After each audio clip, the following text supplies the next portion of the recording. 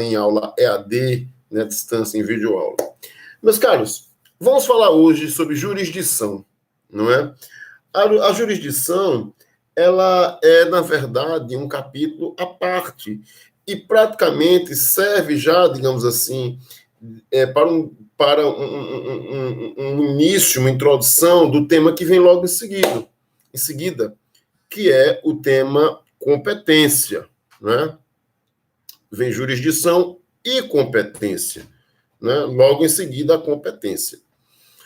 Então, na jurisdição, né? E eu acho que se der tempo a gente já entra em competência. Vocês sabem que eu não quero fazer como algumas televisões, alguns programas de televisão que querem segurar a audiência, né? Então aqui estamos Henrique Sampaio, Cíntia Ferreira, Sâmia Porto, Sâmia, um abraço, Sâmia, Renato Lucena, Cíntia Ferreira. Tá dando eco, professor? Tá dando eco? Eita, como é que a gente faz? Túlio Rocha. Oi, gente, saudades, professor. Aqui é Clarissa Rocha. Cíntia Ferreira, tá dando eco para mais alguém? Eita, é que eu tenho que falar baixo? Tá dando eco, o pessoal tá reclamando de eco. O que é que eu faço, hein, minha gente? Carlos Felipe, boa noite, mestre. Bem, então vamos lá, né? Vamos começar. E aí não falar em competência também. Sâmia, um grande abraço, professor, porque Sâmia foi minha aluna do segundo ano, já um outro ano, acho que retrasado, e voltou para a faculdade. Por isso que eu lembrei. Raquel Chernichiara, a net está muito ruim, minha querida? Wesley, boa noite. Saudações rubro-negras, Wesley. Bem, minha gente, eu peço desculpas, porque essas intercorrências, Gisele, pode ser que seja o volume do seu computador, não sei, né? Será que é? Eu tenho medo de mexer e dar algum problema. O som está alto. Não sei. Agora, se eu mexer aqui, eu tenho medo que rende problema. Eu vou falar um pouco mais baixo, então, tá? Pode ser que melhore assim. Melhorou? Pode ser que seja isso. Bem, vamos lá. Então, o que acontece? Nós vamos ter o tema jurisdição, inicialmente. Um dia desses, eu vou dizer uma coisa a vocês. E aí, uma coisa que é de verdade.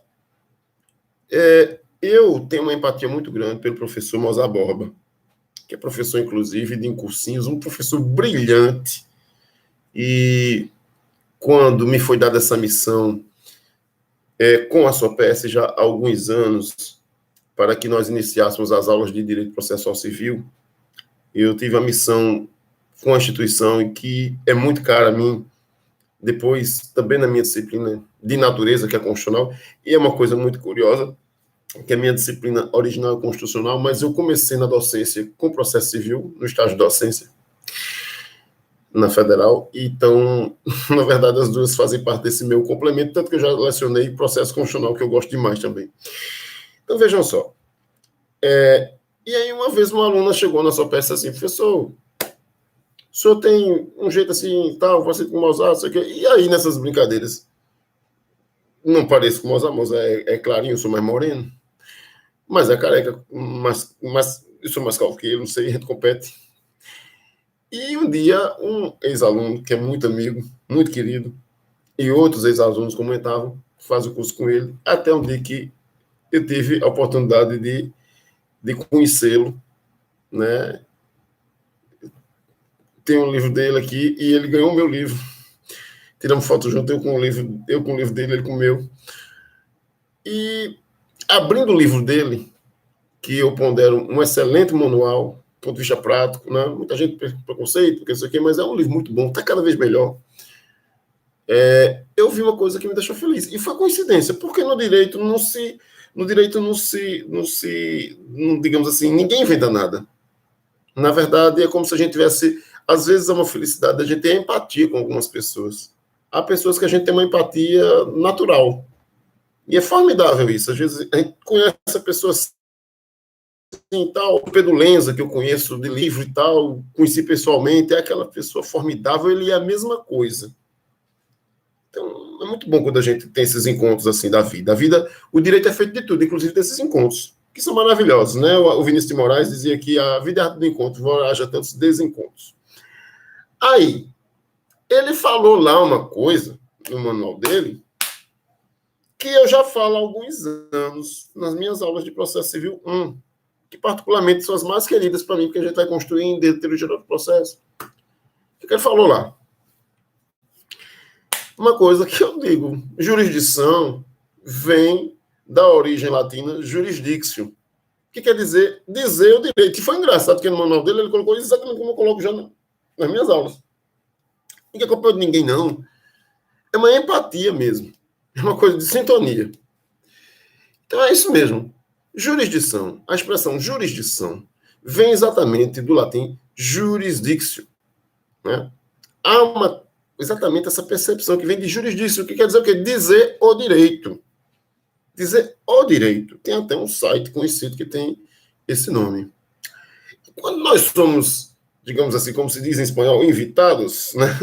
Invicted em inglês, quando nós somos convidados a ingressar nesse mundo do processo civil, que temos, logicamente, eu vou tentar aperfeiçoar isso nas outras aulas, a gente vai tentando melhorar, vou ver se eu consigo fazer um quadro para a gente visualizar isso melhor, essa relação processual, onde de um lado, no polo ativo encontra-se, isso vai ser necessário, no polo ativo encontra no polo passivo o réu, o demandado, e nós temos uma parte nesse triângulo equilátero, nesse triângulo exato, que seja quem?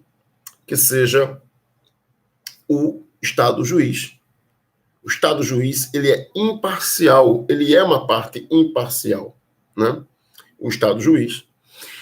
E aí, o Estado juiz tem alguns atributos enquanto parte da relação processual. Nessa mesmo triângulo equilátero que a gente imagina, eu faço aquela repetição daquilo que eu tenho, que vem na dialética, que foi muito famosa com Karl Marx, com Hegel, mas na verdade dizem que foi lá com Heráclito, na Grécia Antiga, tese, antítese e síntese. O juiz vai fazer a síntese. O juiz vai, no dizer de alguns mais clássicos, fazer o silogismo, né? Ele vai fazer o raciocínio do que a parte autora diz, do que a parte ré diz, e ele vai, no momento do seu julgamento, principalmente no sistema brasileiro, que é da persuasão racional, ou seja, o juiz ele pode escolher as provas ao seu talante, né? ao seu alvédrio, logicamente fundamentando juridicamente, ele vai ter que fundamentar isso, ele vai fazer a síntese exatamente daquilo que está nos autos. Tanto que há tradicionalmente no direito romano uma frase que foi por muito perpetuada e ainda é válida: o que não há nos autos não há no mundo. De fato é muito difícil, né? Tem que se trazer para o mundo dos autos aquilo que está fora. Né? Nós falávamos ações, a teoria geral de processos, métodos de resolução de conflito, eu ainda sou muito leigo nisso, e admito. A beleza do direito é que o direito está sempre em construção. Né? Então, hoje se fala em direito sistêmico, eu estou muito por fora disso, fora demais. Tenho que realmente me debruçar, estudar. A gente não pode falar daquilo que não entende. Né? A gente tem que ser sincero nas coisas e nas pontuações. Eu acho que isso é uma coisa de muita honestidade. É uma coisa que a gente tem que ser fidedigno. Então, por exemplo, hoje fala-se nesse direito sistêmico, nas constelações, na área de direito de família, que é um método novo, mas que tem se trazido para o mundo dos autos, para que exista no direito. E a jurisdição, ela vai ser exatamente... Está ouvindo não, Raquel? Raquel está dizendo que não está ouvindo. Só roda. Ô, minha querida, mas eu acho que está todo mundo ouvindo. Né? Não sei, porque realmente internet é uma coisa complicada. Vou dar uma dica assim, Raquel. De repente, fecha lá e reinicia. Pode ser que seja isso aí. O que acontece?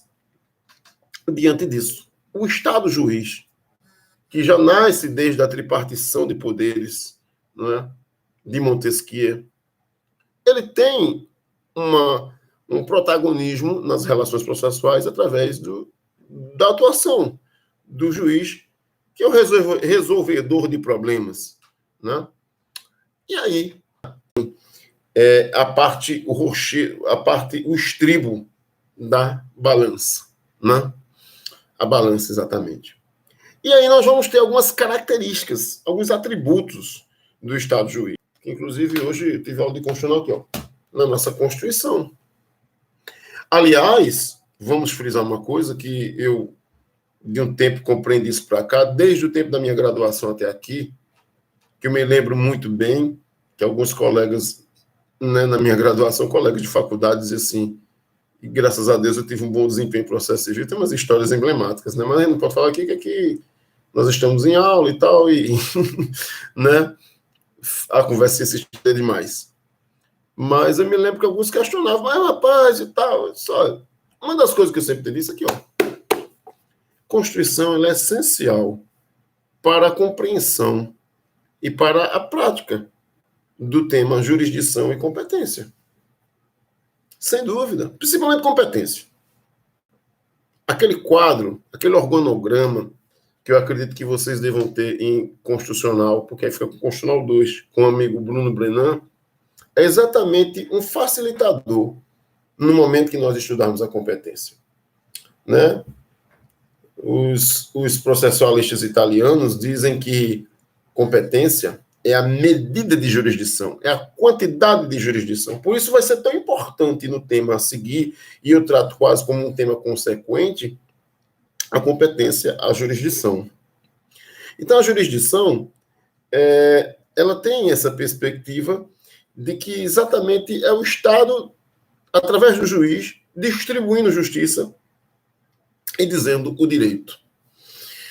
Então, a Constituição vai ser essencial para nós percebermos que no tema jurisdição e no tema competência, nós vamos ter alguns atributos que, na verdade, eles resplandecem ou eles entoam princípios processuais que estão inseridos na Constituição, sobremaneira no artigo 5º. Sobremaneira no artigo 5º da Constituição. Para aqueles que foram meus alunos em Constitucional, lembrarão de que eu sempre enfatizei que o artigo 5º da Constituição não se destina a uma dimensão dos direitos fundamentais, mas, na verdade, eles são o quê? Eles são um catálogo de direitos fundamentais. E que os direitos fundamentais encontram-se espalhados na Constituição, de forma difusa, como a gente diz. Né? O artigo 5º é um catálogo, onde você tem um orbital da probabilidade de encontrar direitos fundamentais. E aí, quando a gente desdobra, o chamado direito constitucional processual é aquele segmento do direito constitucional que estuda os princípios processuais da Constituição. Nós vamos ter ampla defesa contraditória, no inciso 55 do artigo 5º. Nós vamos ter a duração razoável do processo, que foi inserido por uma emenda constitucional, está lá no inciso 78. Nós vamos ter inafastabilidade de jurisdição, que exatamente está no inciso 35, né, da Constituição, do artigo 5º, e no artigo 3º do CPC. Jaqueline foi minha aluna de processo civil e acho que de constitucional também. Eu também fiz alguns convites a outras pessoas que pudessem assistir, porque para nós é uma satisfação. Então, o que acontece? Diante disso, nós vamos ter a jurisdição como esse exercício do Estado juiz.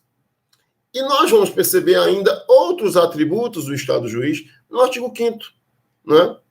Porque nós teremos também no Arlete, Arlete, um abraço, minha querida, também da nossa turma. Nós vamos ter, nesses atributos, muitos deles na Constituição. A necessidade da decisão judicial ser fundamentada, a recorribilidade dessa decisão judicial, entre outros. A decisão, né? Tudo isso. Vamos verificar que o Estado juiz deverá ser imparcial. Primeiro deles, a imparcialidade, a isenção. Até porque daí decorrerá depois um tema que nós trataremos futuramente, que será impedimento de suspeição. O Estado juiz, ele não pode ser substituído, né? Ele também tem o princípio da inafastabilidade de jurisdição, ou seja, o que é a inafastabilidade de jurisdição? Artigo 5º, inciso 35. Em tese, já estudamos as teorias da ação e sabemos nós que nessas teorias da ação, nós sabemos que toda a pretensão processual que vive num ambiente, ou seja, é um direito subjetivo público, né? Aquela velha discussão, desde as chamadas teorias abstrativistas, né? Antes da abstrativista, as teorias civilistas, né? Imanetistas, mas hoje nós temos mais ou menos pacificado que a ação é um direito subjetivo público e pode ser misto, porque há uma prioridade ao mérito, artigo 4 do CPC. Mas aí, tudo aquilo que se intentar, se pensar, pode ser levado ao judiciário, porque nós estamos num Estado democrático e de direito. Graças a Deus, louva a Deus, ainda consiga, sim. Né? Todas as tentativas que não sejam. Ressalva que nós que trabalhamos no judiciário, nós fazemos uma promessa de cumprir a Constituição e as leis, e o Estado democrático de direito, e de direito é uma pilastra disso. Né? Aqueles que ainda, com todo respeito, querem AI-5, não sabem o que estão falando, porque era exatamente o momento que você não poderia ter inafastabilidade. Você não tem inafastabilidade de jurisdição em uma situação dessa. Né? Mas veja, vamos entrar em polêmica.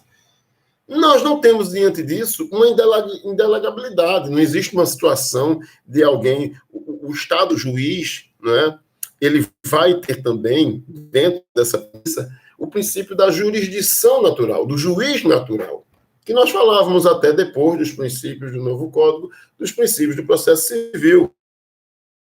Né? E aí nós temos os princípios, o princípio do juiz natural. E onde é que vai estar o juiz natural? Quem é o juiz natural? É aquele que vai ter competência originária para apreciar aquela demanda, aquela relação processual. Onde vai estar isso? Aqui. É muito importante ter essa intimidade com a Constituição. Faça brincadeira, assim como... Né, tem uma coisa engraçada. Eu particularmente gosto muito de futebol. E nessa pandemia, às vezes, para quem gosta de futebol e tal, coisa que todo jogador de futebol craque também é feito de talento, mas é também feito de esforço, né? E desses eu vi uma entrevista de Pelé dizendo que quantas vezes que ele treinava, né? E dizer até que voltou, Raquel, que bom que você voltou. Que, inclusive, é uma das coisas. Zico mesmo treinou muito falta. Falta não é uma coisa do outro mundo, assim, falta é treinamento. Cobrar falta. Então, há necessidade de saber disso. Há um organograma, eu vou ver se depois eu trago isso para vocês, que fica como se fosse um complemento, né? Que é aquele complemento do direito constitucional, que vai ser importante para a gente. Mas, sobretudo, não decorar, mas compreender e interpretar. Que eu vou ver se eu consigo preparar, digamos assim, com mais afinco para a gente ter essa disponibilidade. Vou ter que ter um material para a gente trabalhar isso aí e ter a possibilidade de entender. Então, meus caros e minhas caras, nós vamos ter, então, a jurisdição com essas características de ser, inclusive, inafastável. Né?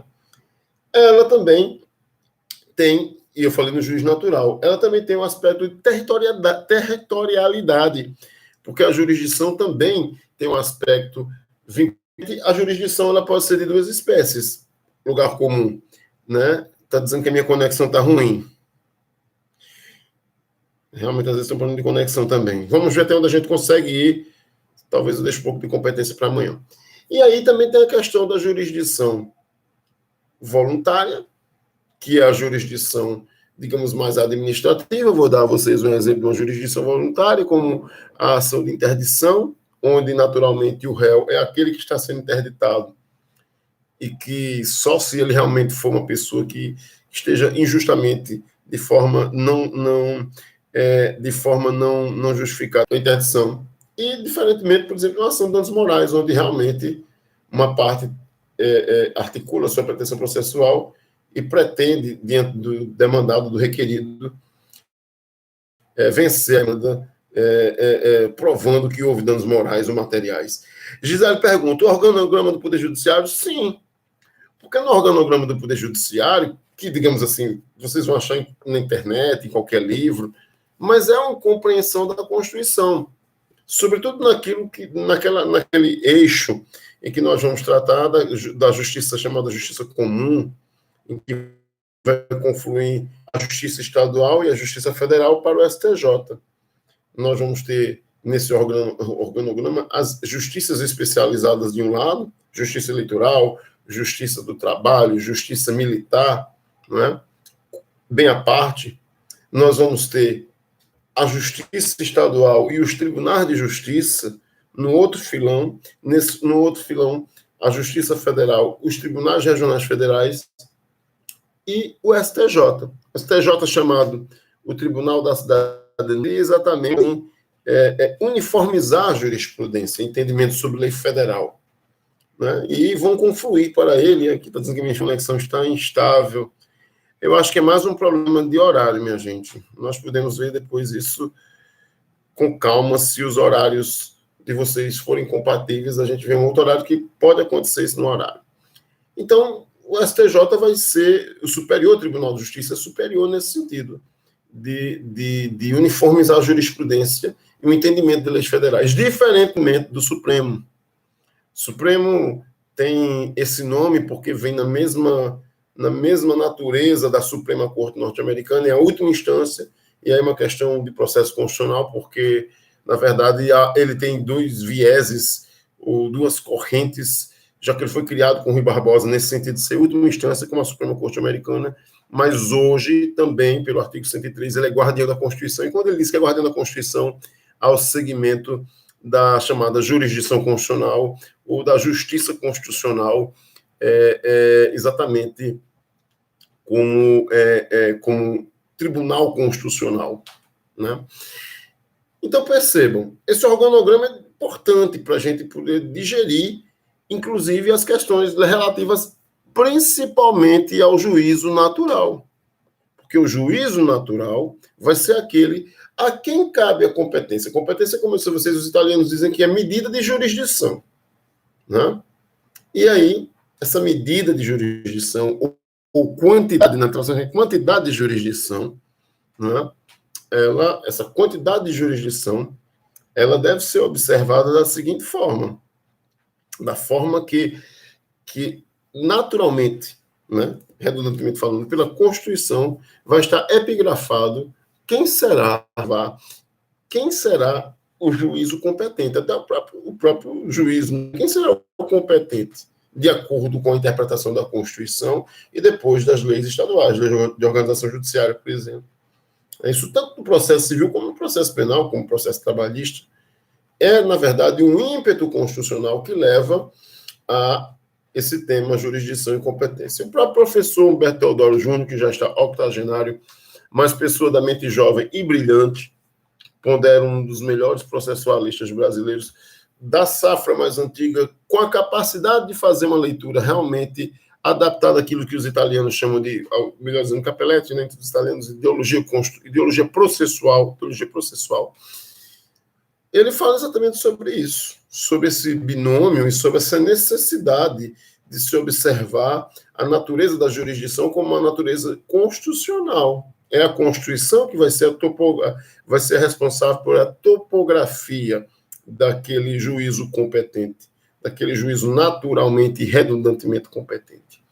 Então, diante disso, dessa máxima, né, dos italianos, de que jurisdição não é apenas a medida, mas uma quantidade de jurisdição, onde nós teremos a capacidade, né, nós teremos como delinear uma jurisdição e competência, nós vamos observar que existem alguns critérios.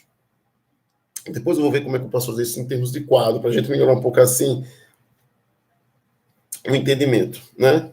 Então, nós vamos ter, nesse sentido da competência, alguns critérios de competência, lembrando que competência será exatamente a quantidade ou a medida de jurisdição. E lembrando que quando um juízo, não é, ele é absolutamente incompetente ou competente, não há como prorrogar o exercício daquela atividade jurisdicional. Mas quando ele é relativamente competente ou incompetente, há como prorrogar o exercício daquela jurisdição. Então, tradicionalmente, né, nós temos alguns critérios que devem ser respeitados e que devem ser observados. Por exemplo, quais são os critérios de competência absoluta? Né? E quais são os critérios de competência relativa? Para facilitarmos o nosso raciocínio, como são menos em quantidade, nós poderemos ver que são duas as hipóteses de competência ou incompetência relativa.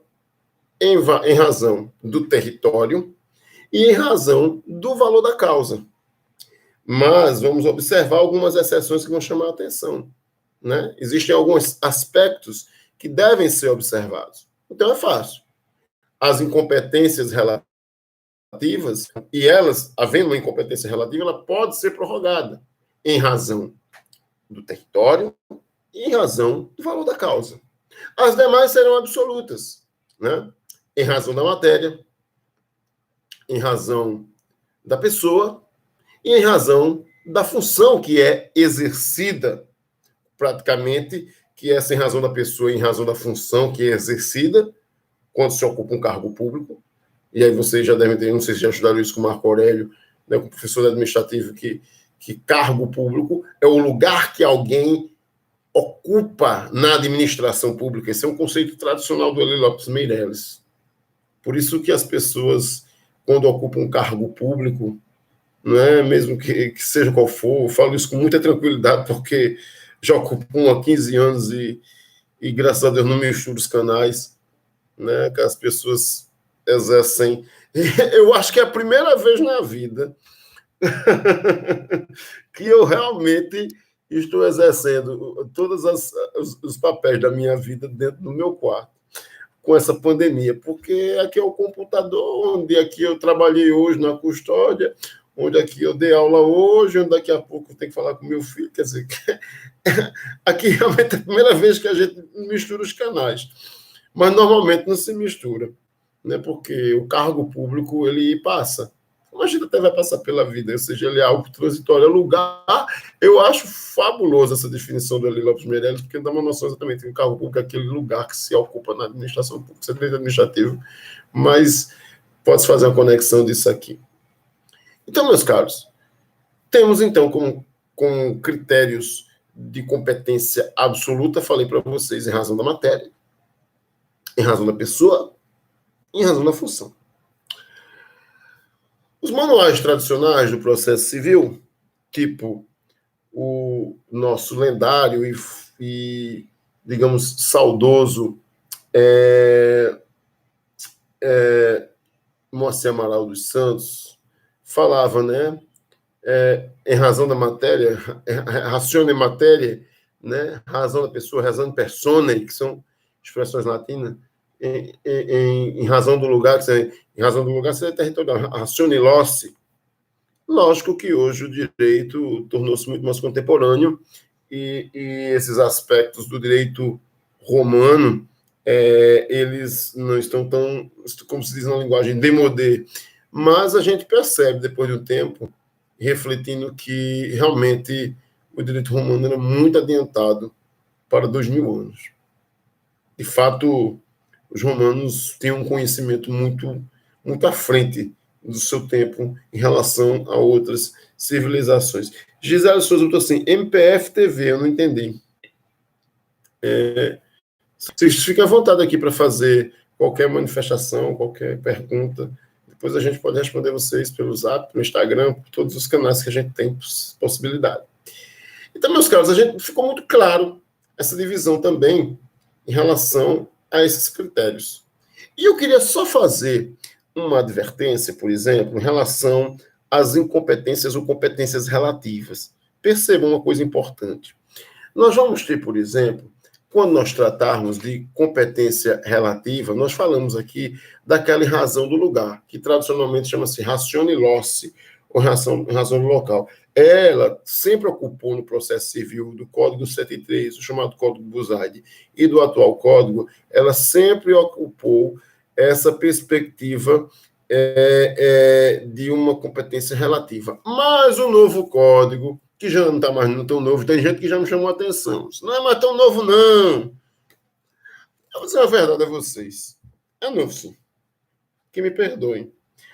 Porque as legislações no Brasil, até a própria Constituição 88, ela começou, digamos assim, a ganhar força, muita coisa dela, a partir dos anos 2000. Verdade. Já uns 12, 15 anos depois.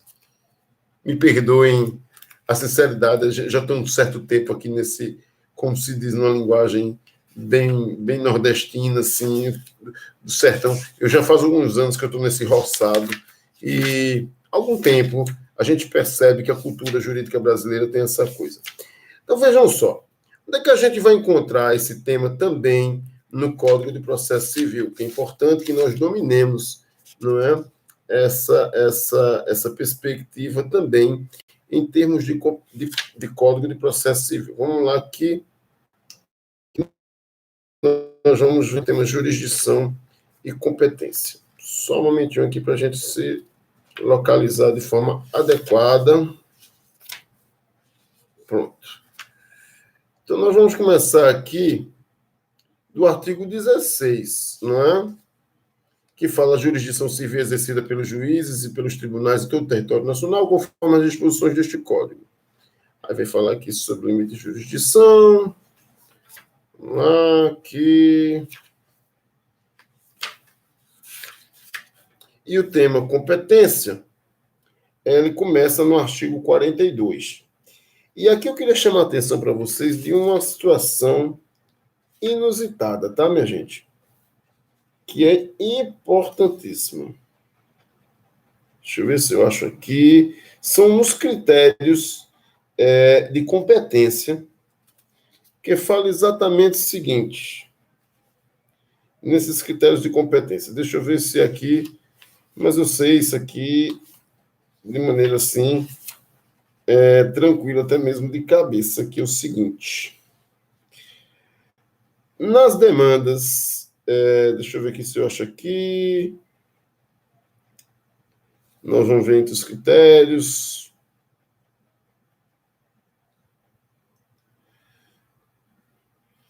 Não estou achando. Vamos lá. É o seguinte, minha gente. O código trouxe uma modificação capital, que foi o seguinte. Exatamente, acho que está por aqui. Deixa eu ver aqui. Aqui, achei. É o 47, parágrafo 2º. É o seguinte. Uma das ações mais renitentes, quando nós falamos em competência em razão do lugar, há muitas ações que vocês no futuro vão conhecer, sobretudo em estudo mais avançado do processo civil, ações reivindicatórias, mas aquela que dá no atacado mesmo, é a ação possessória, onde discute-se, pois, a posse, seja na reintegração ou na manutenção de posse. E isso é muito comum, né, no dia a dia judiciária, né, na prática forense. E, nisto, o Código de Processo Civil, no seu artigo 47, parágrafo 2º, ele não veja, ele trouxe uma exceção à regra. E essa exceção à regra precisa ser anotada por vocês e precisa ser compreendida, que foi um critério do legislador do Código de Processo Civil 2015, né? Diz o seguinte, artigo 47, para as ações fundadas em direito real sobre imóveis, e aí vocês vão ter explicação do direito civil, que o direito real é mais forte do que o direito pessoal, não sei se o professor de direito civil, você já falou isso, é competente for de situação da coisa. Perfeito. Parágrafo 2º, aí vem a exceção à regra, pois eu falei a vocês que a competência ou incompetência em razão do lugar, ela vai ser sempre pautada, digamos, uma incompetência relativa. Mas diz o segundo, parágrafo 2º, 47. A ação possessória imobiliária será proposta no foro de situação da coisa, cujo juízo tem competência absoluta. Ou seja, o legislador do CPC 2015 criou uma exceção à regra. E a exceção é que, nas ações possessórias, onde há um litígio, uma disputa por posse de bem imóvel, aí você teria naturalmente uma competência ou uma incompetência relativa, mas por força de disposição do legislador, passa a ser absoluta. Então, a gente tem que colocar do lado da absoluta mais esse critério diferenciador das ações possessórias imobiliárias. E sobre o valor da causa, o que é que eu vou falar? Sobre o valor da causa, a gente tem, digamos assim, um exemplo clássico, que envolve as ações nos juizados especiais cíveis. A chamada Lei 9099/95, com aquela siglazinha LJE. O que é LJE? Lei de Juizados Especiais. Né? O que acontece? Lá você tem um patamar, até 20 salários mínimos não precisa nem do advogado, mas até 40, precisa de 20 a 40, e pode ser ajuizado lá no juizado, se não houver complexidade, porque um dos princípios do juizado é a simplicidade. Tá. Mas acontece o seguinte, imaginemos que alguém possui uma pretensão processual ou uma demanda cujo valor do dano moral ultrapasse, não é? Os 40 salários mínimos. Ultrapassou. Mas ele ingressou lá no juizado. Só vai ver uma resposta para esse problema. O juiz normalmente, logicamente, renuncia do valor além e entende que deve perceber aquele teto máximo de 40 SM, ou a parte vai escolher, vai ser obrigada a ir para um outro foro, a justiça comum, né? Ou a justiça federal, se for competente, e não os juizados especiais. Então, é um aspecto também importante. Né, minha gente? Eu tenho sempre pauta nas minhas aulas o seguinte, a gente nunca deve dar demais, né? Quando a gente come demais, a gente acaba tendo uma certa indigestão. Nosso tema de hoje foi jurisdição e competência. Eu vou tentar estruturar eles de certa forma que ele possa funcionar melhor dentro daquilo que vocês organizam na cabeça de vocês. E amanhã eu vou entrar em contato com a turma de vocês, a gente vai ver como é que vai ser a perspectiva, se vai ter aula amanhã, se não vai ter, porque vai ter essa questão lá do revezamento ou não. Mas o importante é que nós estamos bem no programa, estamos bem tranquilos, tá? Bem adiantados. E o nosso programa, só para vocês terem ideia, está exatamente como estaria com ou sem pandemia, graças a Deus. Tá bom? Forte abraço a todos, uma boa noite. Fiquem com Deus e, como dizem, fiquem em casa, tá bom? Eu vou deixar aqui gravado, vou encerrar a transmissão, vou deixar aqui gravado. Deixa eu ver aqui.